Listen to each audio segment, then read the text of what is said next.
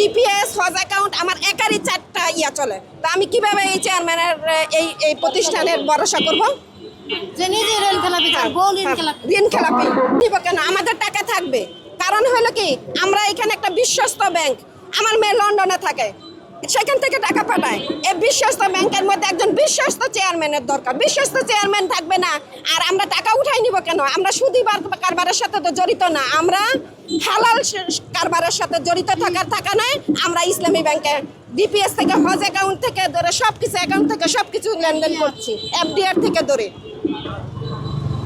আমার ডিপিএস হজ অ্যাকাউন্ট আমার একারই 4টা ইয়া চলে, তো আমি কিভাবে এই চেয়ারম্যানের এই প্রতিষ্ঠানের ভরসা করব? যে নিজে ঋণ খেলাপি করবো, ঋণ খেলাপি। এখানে আপনার জানেন যে আইনি আছে, যদি কোনো আপনার কোনো ব্যাংকের পরিষদের কোনো সদস্যর বা কোনো ফুসের বা ছেলে মেয়ে বউ কারো যদি লোন থাকে, সে ওই ব্যাংকের এমডি চেয়ারম্যান হতে পারবে না। কিন্তু বর্তমানে যাকে দিয়েছে খুরশিদ সাহেবের, উনার ওয়াইফের নামে 2 থেকে 2.5 কোটি টাকা কি ঋণ খেলাপি হিসাবে আছে, উনাকে দিয়ে এটা অবৈধ। তো সুতরাং আমাদের কথা হলো, আপনারা যাদেরকে ইসলামী ব্যাংকে বসাতে চান, যোগ্য লোকদের বসান, যোগ্য চেয়ারম্যানদেরকে বসান।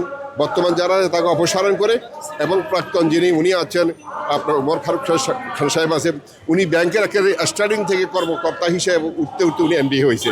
উনি ব্যাংকের নারী নক্ষত্র সবই জানেন, এবং এই জানার কারণে তিনি অল্প কয়েক বছরে 2-3 বছরের ভিতরে আবার ইসলামী ব্যাংকের এক্সটেন্ড করাতে উনি সক্ষম হয়েছে।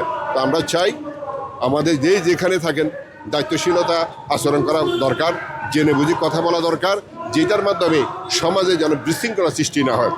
আর আমরা এটাও চাই যে আমরা বর্তমানে যিনি আছেন উনাকে আপনি করেন।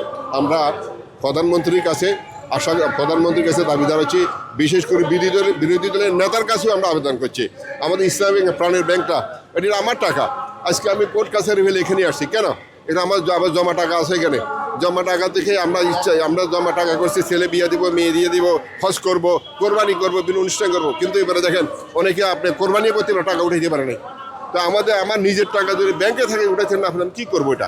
তো এই যে যারা তুলে দিচ্ছে তারা আসলে আমাদের গ্রাহকই, কিন্তু তারা আসলে ভরসা পাচ্ছে না। সালামের যে এমডি নিয়োগ হওয়ার কারণে তারা ভয় পাচ্ছে, যেটা 5 আগস্টের পরে এই ভয় থেকে সরে এসে তারা তাদের ডিপোজিটগুলো ব্যাংকে রেখেছিলেন, কিন্তু এখন আবার সেই সালাম ব্যাংক দখল করার কারণেই তারা তাদের এই ডিপোজিটগুলো তুলে নিচ্ছেন।